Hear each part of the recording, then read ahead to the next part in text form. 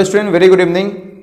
आज का article start करने से पहले एक छोटा सा इन्फॉर्मेशन आपके सामने शेयर करना चाहता हूँ। जो भी मेरे स्टूडेंट्स हैं, स्पेसिफिकली जो ऑफलाइन के बच्चे हैं, वो बहुत सीरियसली मेरा वीडियो देख रहे हैं और उसके बाद मेरे से पूछ रहे हैं। तो आप सब लोगों से मैं एक और चीज़ साझा करना चाहता हूँ कि जो भी लेक्चर मैं ऑनलाइन दे रहा हूँ, प्लीज़ उसका आप नोट्स बनाएं और उस नोट्स को मुझे इमीडिएटली सेंड करें, सॉफ्ट कॉपी में या हार्ड कॉपी में।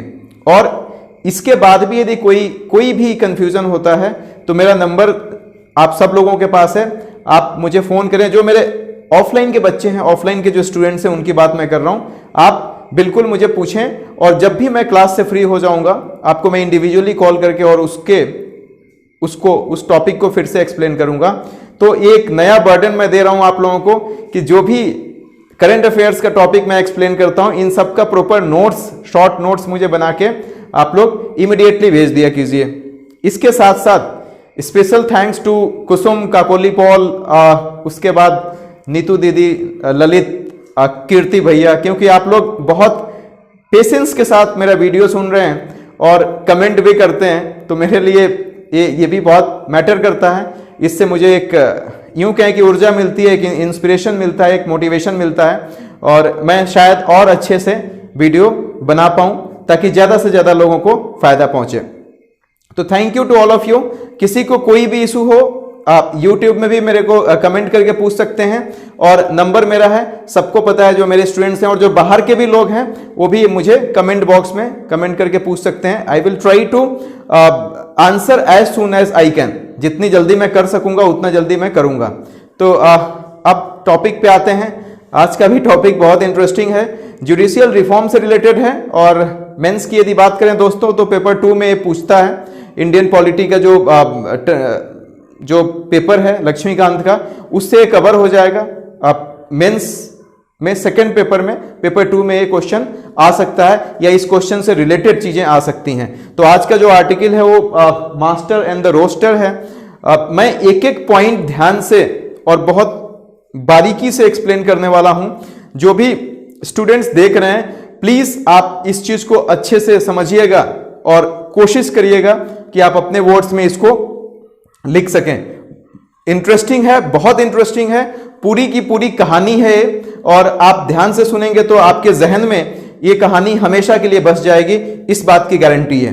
तो master of and the roster में ये कहानी है मिस्टर रंजन गोगोई की, जो 2018 में चीफ जस्टिस ऑफ इंडिया थे। जी हाँ दोस्तों, 2018 में इंडिया के सीजीआई थे मिस्टर रंजन गोगोई। और उस समय दोस्तों एक वाकया होता है।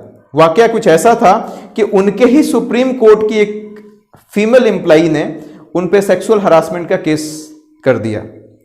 मैं इसको फिर से रिपीट करता हूं कि उन्हीं के सुप्रीम कोर्ट की एक फीमेल एम्प्लॉई ने उनके खिलाफ सेक्सुअल हरासमेंट का केस किया। और मजे की बात यह है कि उन्होंने सुमोटो एक्शन लिया। इस मतलब उस केस पे शायद एफआईआर नहीं हुई थी, फिर भी उस केस पे सुनवाई चालू हो गई। बैकग्राउंड यही है कि 2000 इसके नीचे लिखा है सुमोटो प्रोसीडिंग, मतलब कि बिना केस किए हुए, बिना एफआईआर किए हुए उस पर सुनवाई होने लगी। अब इसके बाद मामला ये आया, अभी की कहानी दिलचस्प है कि जिस बेंच को बनाया गया था दोस्तों उस प्रोसीडिंग के लिए, उसको हेड खुद रंजन गोगोई कर रहे थे, जो उस समय सीजीआई थे, चीफ जस्टिस ऑफ इंडिया। और इंडियन पॉलिटी ये कहता है कि it is against the natural justice. ठीक है, कि जिस केस में यदि मैं अभियुक्त हूं तो मुझे जज नहीं बनाया जा सकता है, और यदि ऐसा होता है तो नेचुरल जस्टिस के अगेंस्ट जाता है। और इसी पे पूरा आर्टिकल बेस्ड है कि वो खुद 3 जजेस की बेंच बनाया और उसको खुद रंजन गोगोई हेड कर रहे थे। और लास्ट में क्या हुआ, वही होना था। लास्ट में ये हुआ कि इन्होंने 2 कमेटी बनाने की बात कह दी, इन हाउस कमेटी और अनदर कमेटी, जिनको जस्टिस पटनायक हेड कर रहे थे। इन हाउस कमेटी में ये साबित हो गया कि उनका सेक्सुअल हरासमेंट नहीं हुआ है, और ये भी साबित हो गया कि ये जुडिशरी के इंडिपेंडेंस को डाइल्यूट करने की बात कही जा रही है। जुडिशरी के इंडिपेंडेंस को कहीं ना कहीं एक चोट पहुंचाने की कोशिश की जा रही है। तो 2 कमेटी बनाया इस ग्रुप ने। एक कमेटी था इन हाउस कमेटी और एक अनदर कमेटी था जिस कमेटी का नाम नहीं मेंशन है। इन हाउस कमेटी में यह कहा गया कि वो इन्वेस्टिगेट करें कि सेक्सुअल हरासमेंट हुआ है या नहीं हुआ है। इन हाउस कमेटी मैंने लिखा है दोस्तों, देखिए इन हाउस कमेटी में उन्होंने ये बोला कि वो एक कमेटी है, ये इन्वेस्टिगेट करेगी कि सेक्सुअल हरासमेंट हुआ है या नहीं हुआ है। और इसके बाद दूसरी वाली जो कमेटी थी जो जस्टिस पटनायक के में बनाया गया था, उन्होंने ये बोला, जस्टिस पटनायक वाली कमेटी ने ये बोला कि अब पता लगाया जाएगा कि क्या सच में कुछ कॉन्स्पायरेसी है जुडिशरी के इंडिपेंडेंस को खत्म करने के लिए।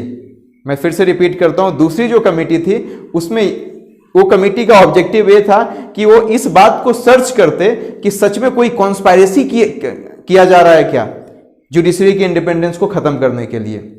हालांकि दोनों कमेटी के रिपोर्ट आ गए हैं, इसमें भी इस कमेटी में साफ साफ बोल दिया है जो इन हाउस कमेटी थी कि सेक्सुअल हरासमेंट नहीं हुआ है। लेकिन एक और मजे की बात है कि जिन्होंने कॉन्स्पायरेसी की बात कही थी कि कॉन्स्पायरेसी है कि नहीं, उस कमेटी में भी कोई रिपोर्ट आया नहीं है। मतलब उस कमेटी में भी ऐसा नहीं दिखाया गया कि कॉन्स्पायरेसी हुआ था जो फॉर्मर सीजेआई थे। तो अब इसके बाद मेन आर्टिकल का क्रक्स अब आ रहा है दोस्तों कि ये another committee, okay, main article का क्रक्स अब आ रहा है कि यदि कोई कॉन्स्पायरेसी नहीं हुई है तो फिर मामला क्या है। और इसी पे राइटर लिखते हैं कि ये तो मास्टर ऑफ द रोस्टर की कहानी को थोड़ा सा समझ लेते हैं। एक्चुअली क्या है मास्टर ऑफ द रोस्टर, कि जितने भी केसेज आते हैं सीजीआई के पास, सुप्रीम कोर्ट के पास, तो कौन सा केस किस जज को देना है ये सीजीआई डिसाइड करता है। और यहीं पे सबसे बड़ी गलती हो जाती है सुप्रीम कोर्ट से कि आप 22 तो हो ही जाएंगे ना, after all you are also human being. तो सीजीआई ही क्यों केवल डिसाइड करे कि जो भी केस आ रहा है उसको सिर्फ सीजीआई डिसाइड करेगा कि ये केस ये जो जज को जाएगा, दूसरा बी को जाएगा, तीसरा सी को जाएगा, ये पूरा का पूरा डिसीजन सीजीआई लेता है। और इसी वजह से एक बहुत सीरियस डिसऑर्डर क्रिएट हो रहा है। यदि ऐसी कहानी नहीं होती तो सुप्रीम कोर्ट में और भी जजेस थे, ये जो केस आया था सेक्सुअल हरासमेंट का, किसी और को भी ट्रांसफर किया जा सकता था और वो उस जज की बेंच उस बात का फैसला कर देती। ये सिर्फ इन्होंने अपने हैंड में क्यों रखा, राइटर को इससे आपत्ति है। अब इशूज की बात करें तो मास्टर ऑफ द रोस्टर की वही कहानी है कि एक ही सीजीआई ही डिसाइड करेगा कि कौन सा केस किसको देना है। और इसका सबसे बड़ा नुकसान क्या होता है, मैं आपको सिंपल लैंग्वेज में समझाता हूं। फॉर एग्जाम्पल, सपोज दैट कि सुप्रीम कोर्ट में 34, मेरे हिसाब से कुल मिला के सीजीआई को मिला के 34 जजेस हैं। सीजीआई को मिला के पहले 31 थे, अभी शायद 34 हुआ है। तो सपोज दैट कि 5 जजेस ऐसे हैं जिनकी आइडियोलॉजी गवर्नमेंट की आइडियोलॉजी से मैच करती है। फॉर एग्जाम्पल, हाइपोथेटिकल कंडीशन है, बट सपोज दैट कि हमारा थॉट प्रोसेस, मैं सीजीआई हूं और 5 और जजेस हैं, उनके थॉट प्रोसेस गवर्नमेंट के थॉट प्रोसेस से मैच करते हैं आउट ऑफ 34। अब होगा क्या कि गवर्नमेंट का यदि कोई केस आएगा करप्शन से रिलेटेड, तो मैं क्या करूंगा, ये जो 5 जजेस हैं जिनका थॉट प्रोसेस गवर्नमेंट के थॉट प्रोसेस से मिलता है, मैं उनको दे दूंगा। और चूंकि उनकी आइडियोलॉजी गवर्नमेंट की आइडियोलॉजी से मैच करती है, तो डेफिनेटली ट्रांसपेरेंट डिसीजन नहीं आएगा। वो गवर्नमेंट को बाइज्ड होकर डिसीजन देंगे। और यहीं पे सबसे बड़ी गड़बड़ी हो जाती है कि यदि हमारा थॉट प्रोसेस मिल रहा है, मैं चीफ जस्टिस ऑफ इंडिया हूं और 5 और जजेस हैं जिनका थॉट प्रोसेस भी गवर्नमेंट के थॉट प्रोसेस से मैच कर रहा है, तो जो भी केसेज आएंगे तो मुझे डिसाइड करना है कि कौन सा केस किस जज को देना है। और मैं जिनसे हमारा गवर्नमेंट की आइडियोलॉजी मिल रहा है, हमने वो केस उनको दे दिया चुन चुन के। अब चूंकि उनको केस मिलेगा तो अपने हिसाब से डिसाइड करेंगे, और करप्शन का कुछ मैटर आ गया तो अपने हिसाब से मैनिपुलेट हो जाएगा। यहीं पे सारी गड़बड़ी हो रही है। इसीलिए मास्टर ऑफ द रोस्टर इस आर्टिकल को कहा गया है कि सारा का सारा रोस्टर जो बनाता है वो सीजीआई ही बनाता है, और यहीं पे गड़बड़ी होती है। बी आर अम्बेडकर की एक बहुत बड़ी लाइन है, इसीलिए मैंने इनका नाम लिख दिया है। बी आर अम्बेडकर ने कहा था कि सीजीआई भी हमारी तरह के इंसान ही हैं, उनके दिमाग में भी वो भी सेंटिमेंट्स हैं, उनके अंदर भी इमोशंस हैं, वो भी प्रेजुडिस हैं, किसी चीज़ को लेके बाइज्ड हो सकते हैं। वो जिसको अच्छा कहेंगे हमारे लिए गलत हो सकता है, हम जिसको सही कहेंगे उनके लिए गलत हो सकता है, because after all they are also human being. और यही बात समझने की ज़रूरत है। तो फिर एक बंदे के हाथ में पूरा का पूरा पावर कैसे कंसंट्रेटेड है। यह बी आर अम्बेडकर की बात थी। इसके बाद दीपक मिश्रा की बात करें तो इनसे पहले, दीपक मिश्रा से पहले, रंजन गोगोई से पहले चीफ जस्टिस थे दीपक मिश्रा, और दीपक मिश्रा ने भी वही गलती की थी। उनके खिलाफ भी आपको याद होगा कि 4 जजेस उनके खिलाफ निकल के आए थे बोलने के लिए, क्योंकि दीपक मिश्रा के ऊपर भी यही कंप्लेन, यही आरोप लगाए गए थे, यही एलिगेशंस लगाए गए थे कि वो भी अपने जो जजेस हैं उनको ज़्यादा तवज्जो देते हैं, किसी खास जजेस को, बाकी सब लोगों को नहीं देते हैं। और इसमें रंजन गोगोई भी थे, उस समय वो जज थे। तो दीपक मिश्रा के अगेंस्ट में जब 4 जजेस आए थे बाहर निकल के, तो उसमें रंजन गोगोई भी थे। ये बहुत अच्छी बात थी कि चलो ठीक है, उन्होंने सुप्रीम कोर्ट को और ज़्यादा रिफॉर्म करने की बात कही थी, लेकिन रंजन गोगोई ने भी यही गलती कर दी। उनको ज़रूरत ही नहीं था कि उस केस को वो खुद हेड करते।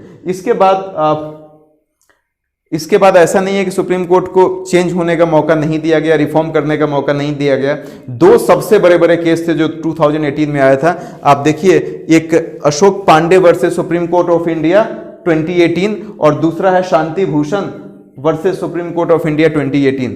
अब Ashok Pandey versus Supreme Court of India की बात करें दोस्तों, तो इसमें भी यही कहा गया था, Ashok Pandey versus Supreme Court of India में यही कहा गया था कि लास्ट में यही कह दिया गया था कि इसमें जो सीजीआई है उसको एक्सक्लूसिव पावर है और वो डिसाइड करेगा।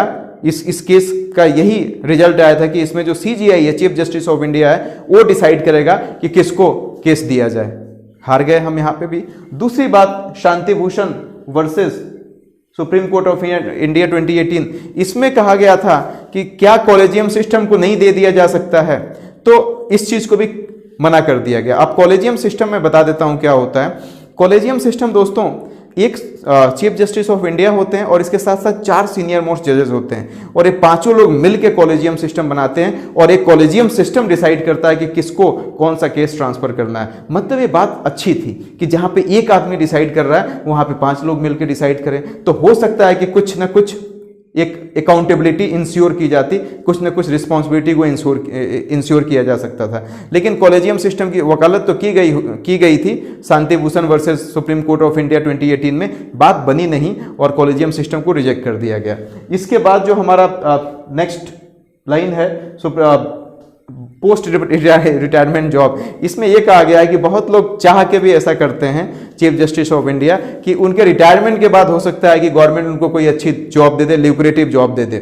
तो ये इस वजह से भी गवर्नमेंट को लेके डिसीजंस बाइज हो जाता है। इवन रंजन गोगोई अभी राज्यसभा के मेंबर बन चुके हैं चीफ जस्टिस ऑफ इंडिया का पोस्ट छोड़ने के बाद, तो ये पोस्ट रिटायरमेंट जॉब भी उनके दिमाग में कहीं ना कहीं रहती है। इसके बाद अनचेक्ड पावर का मतलब कि जो भी डिसीजन उसने लिया उसको कोई काउंटर नहीं कर सकता है, राइट। जो डिसीजन हम सीजीआई होते हुए ले रहे हैं कि भाई इस केस को हमने इसको दे दिया, दूसरे को दे दिया, तीसरे को दे दिया, कोई चेक नहीं कर सकता। और जब अनचेक्ड हो गया तो जाहिर सी बात है कि करप्शन बढ़ेगा ही बढ़ेगा वहां पे। तो ये अनचेक्ड जो सिस्टम है, अनचेक्ड पावर, ये भी एक तरह से बहुत सही नहीं है। इस पे कोई ना कोई कंट्रोल होना चाहिए, किसी न किसी तरीके से रेगुलेशंस होने चाहिए। इसके बाद लास्ट में लिखता है इंदिरा गांधी के समय में भी ऐसे ही हुआ था कि इंदिरा गांधी के पसंद के जो जजेस थे उनको तो उन्होंने रखा, लेकिन जो नहीं थे उनको दूसरे हाई कोर्ट में ट्रांसफर कर दिया गया। और एक और सबसे बड़ा डिसीजन इन्होंने लिया था कि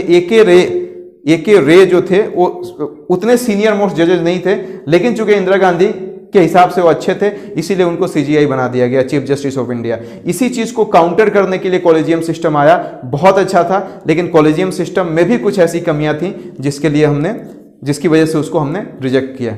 अब लास्ट में इतने सारे इश्यूज जानने के बाद यदि सजेस्टिव अप्रोच की बात करें दोस्तों, सिर्फ 2 सजेस्टिव अप्रोच है। पहला ये कि कूलिंग ऑफ पीरियड है, मतलब कि जब chief justice of India retire होते हैं तो 3-4 साल तक उनको कोई जॉब ही ना दिया जाए, ये सबसे अच्छा होगा, क्योंकि फिर वो अनबाइस्ड होकर काम करेंगे, बाइस्ड नहीं रहेंगे, क्योंकि उनको ये पोस्ट रिटायरमेंट जॉब मतलब ये चिंता नहीं सताएगा कि हम रिटायरमेंट के बाद क्या करेंगे। तो कूलिंग ऑफ पीरियड का मतलब कि उनको 3-4 साल तक तो कहीं किसी जॉब में नहीं रखा जाए। तो इससे क्या होगा कि बहुत हद तक अकाउंटेबिलिटी इंश्योर की जा सकती है, ट्रांसपेरेंसी इंश्योर की जा सकती है।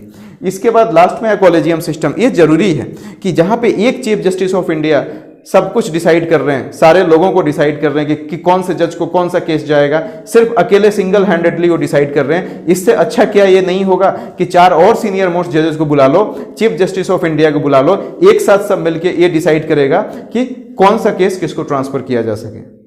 तो आज का यही आर्टिकल है दोस्तों, कमेंट करके जरूर बताइएगा कैसा लगा। Thank you so much.